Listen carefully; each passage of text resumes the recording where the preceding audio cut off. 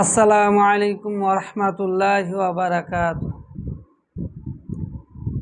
ইন্নাল হামদালিল্লাহ নাহমাদুহু ওয়া নাস্তাঈনুহু ওয়া নাস্তাগফিরুহু ওয়া নু'মিনু বিহি ওয়া নাতাওয়াক্কালু আলাইহি ওয়া না'উযু বিল্লাহি মিন শুরুরি আনফুসিনা ওয়া মিন সাইয়্যাতি আ'মালিনা।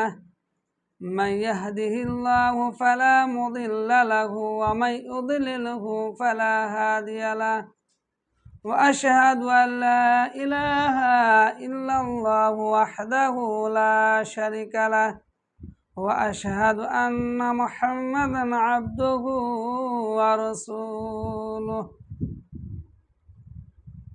أعوذ بالله من الشيطان الرجيم. بسم الله الرحمن الرحيم. قد سمع الله قول التي تجادلك في زوجها وتشتكي إلى الله والله يسمع تحاوركما إن الله سميع بصير. সর্বপ্রথম ওই মহান আল্লাহ তাআলার প্রশংসা করি, যিনি আমাদেরকে সর্বের সেরা অতি উত্তম করে সৃষ্টি করেছেন। সেই মহান আল্লাহ তাআলার অন্তরস্থল থেকে বাক্য দ্বারা আলহামদুলিল্লাহ পড়ুন। তারপরে পরে আমাদের ধর্মের গুরু আকাই নামদার তাজদার মাদানী আহমদ মুজতবা মুহাম্মদ মুস্তাফা সাল্লাল্লাহু আলাইহি ওয়াসাল্লাম তিনার প্রতি শত সহস্র দুরূদ ও সালাম নাজিল হোক তথা বর্ষিত হোক। আল্লাহুম্মা সাল্লি আলাইহি ওয়া আল্লাহুম্মা বারিক আলাইহি। আজকে আমি আপনাদের সামনে যে বিষয় নিয়ে আলোচনা করব সেটা হচ্ছে জিহার সম্পর্কে। জিহার কাকে বলে, কি ধরনের কথা বললে জিহার হয়, এবং যদি কেউ জিহার করে নেয় তাহলে তাকে কি করতে হবে, কাফারা কি ধরনের দিতে হবে, তার জন্য ইসলামে কি বিধান রয়েছে, এ সম্পর্কে আমি আলোচনা করব। জিহারটা ইসলামে কিন্তু এটা বৈধ নয়, এটা একটা অপছন্দনীয় কাম এবং এটা হারাম। এই জিহাদটা জামানে জাহিলিয়াতের যুগে আরব সমাজে এটা একটা প্রচলন ছিল, যে তাদের মাঝে যখন পুরুষেরা স্ত্রীদেরকে কষ্ট দিবে, কষ্ট দেওয়ার যখন তারা ইচ্ছা করত, তখন তারা তাদের স্ত্রীর সাথে জিহার করে বসত। ফলে তারা এই কাজগুলো করত। আর জিহারের মাধ্যমে তারা মনে করত আরব সমাজে জাহিলিয়াতের যুগে যে জিহার যদি কোনো স্বামী স্ত্রীর সাথে করে তার মানে তালাক হয়ে যায়, আর তালাক হয়ে গেলে তার সাথে বিবাহ বন্ধন থেকে তারা কি হয়ে যায়, আপোষে ডিটাচ হয়ে যায়, আলাদা হয়ে যায়। এটা তারা মনে করত, কিন্তু সেটা নয়। জিহার করলে যে তালাক হয়ে যায় সেটা নয়। তারা একটা ভুলের মধ্যে নিমজ্জিত ছিল। আরব সমাজের জাহিলিয়াতের যুগের লোকেরা এটা একটা ভুল কুসংস্কারের মধ্যে তারা পড়েছিল, কিন্তু আল্লাহ পাক রব্বুল আলামিন কালাম পাকের মধ্যে এই কথা বলছেন না। জিহার শব্দটা কি ধরনের, বা জিহার কাকে বলে, কি কথা বললে জিহার হবে, এটা মুজাদালার মধ্যে বলছেন আল্লাহ পাক রব্বুল আলামিন। বিল্লাহি মিনাশ শাইতানির রাজিম। বিসমিল্লাহির রহমানির রহিম। আল্লাযীনা ইউযাহিরুনা মিনকুম মিন নিসাইহিম। যখন তোমাদের মধ্যে কেউ নিজের স্ত্রীদেরকে, মানে জিহার এভাবে বলবে স্বামীরা স্ত্রীদের, যে আনতি আলাইয়া কাযাহারি উম্মি, যে তুমি আমার জন্য, মানে তোমার পিঠটা আমার মায়ের মতো, আমার জন্য তোমার পিঠটা আমার মায়ের মতো, স্বামী স্ত্রীকে বলে। আর এই কথাটা যদি কেউ বলে দেয় তাহলে কিন্তু সেটা জিহার হয়। এবার জিহার কথাটা ভালো করে বুঝবেন। কোনো পুরুষ যদি তার স্ত্রীকে বলে আর মনের মধ্যে যদি এটাই থাকে যে আমি আমার স্ত্রীর সাথে জিহার করব, এই মনোভাব যদি থাকে আর এই কথা যদি বলে যে আন্তি আলাইয়া কাজাহার উম্মি, যে আমার উপরে আমার জন্য তোমার পিঠটা যেন আমার মায়ের মতো, তাহলে কিন্তু ওই স্ত্রী কি হয়ে যাবে, হারাম হয়ে যাবে। তবে যদি এরকম স্বামীর উদ্দেশ্য থাকে যে না আমি এটা বলছি সত্যিকারী অর্থে আমার মাসির মতো, আমার পিসির মতো, আমার বোনের মতো মুখখানটা, হয়তো আমার মাসির মতো মুখখানটা স্ত্রীর, তখন হয়তো বললো যে তোমার মুখটা যেন আমার মাসির মতো, কিন্তু মনের মধ্যে আর জেহার নেই, উদ্দেশ্য এটা নয়। এরকম যদি উদ্দেশ্য নিয়ে বলে থাকে তাহলে কিন্তু সেটা জেহার হবে না। আর জেহার সাধারণত এই কথাটা বলে মায়ের সাথে তুলনা করা হয় স্ত্রীকে, কিংবা পিসির সাথে, কিংবা মাসির সাথে, কিন্তু বোনের সাথে নাউজুবিল্লাহ এদের সাথে কিন্তু বিবাহ বৈধ নয়।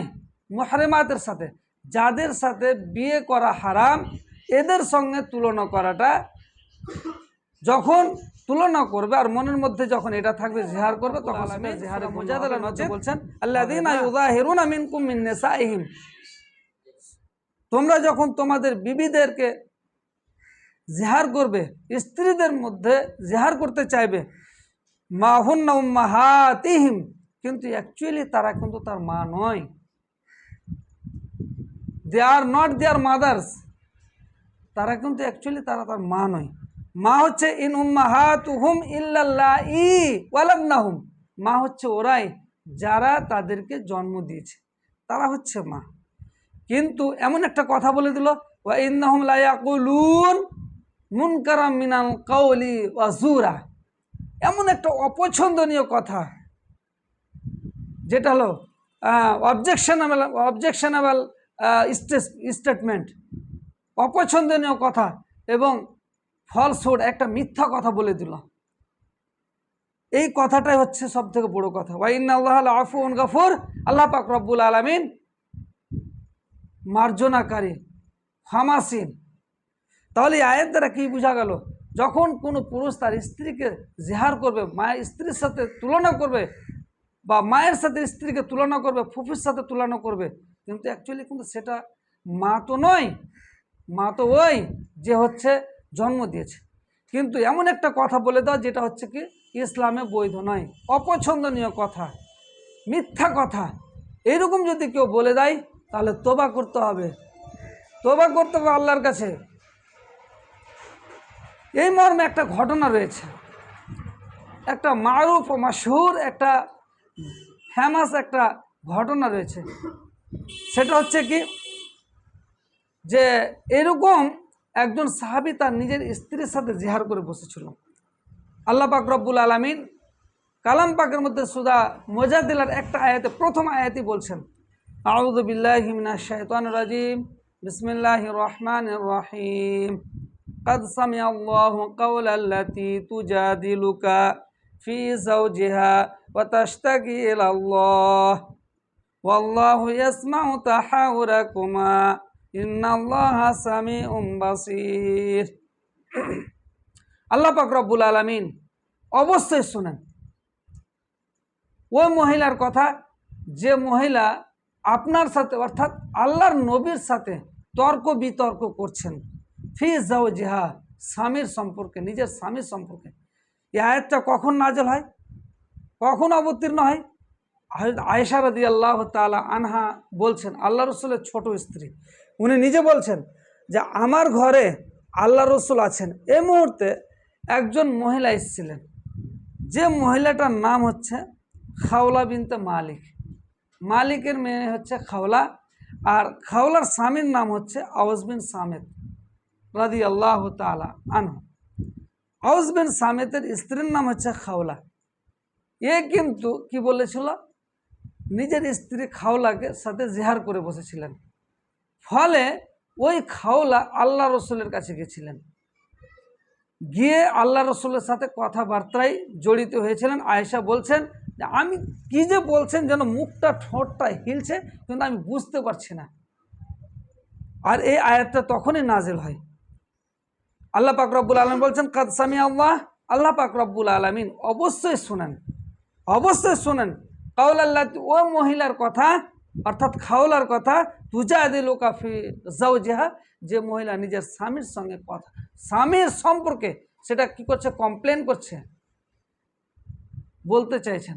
মানে আল্লাহ রসুলকে বলছেন, আল্লাহ রসুল আমার স্বামী বৃদ্ধ বয়সে আমাকে এই ধরনের কথা বলেছে, অর্থাৎ আমার সাথে জিহার করেছে, আপনি ফতোয়া দেন এই মর্মে, কি ফতোয়া হতে পারে, এর জন্য কি ইসলামের নিয়ম কানুন রয়েছে এ সম্পর্কে আপনি বলুন। ওয়াতাশতাকি ইলাল্লাহ, এবং ওই মহিলাটা আল্লাহর কাছে অভিযোগ করছেন। আল্লাহু ইয়াসমাউ তাহাউরাকুমা, আল্লাহ পাক রব্বুল আলামিন দুইজনেরই কথা, উভয়ের কথা, অর্থাৎ খাওলা এবং আল্লাহ রসুলের কথা, উভয়ের কথা আল্লাহ রসুল আল্লাহ পাক রব্বুল আলামিন শ্রবণ করেন। ইন্নাল্লাহা সামিউন বাসির, নিশ্চয়ই আল্লাহ পাক রব্বুল আলামিন শুনেন এবং দেখতেও পান।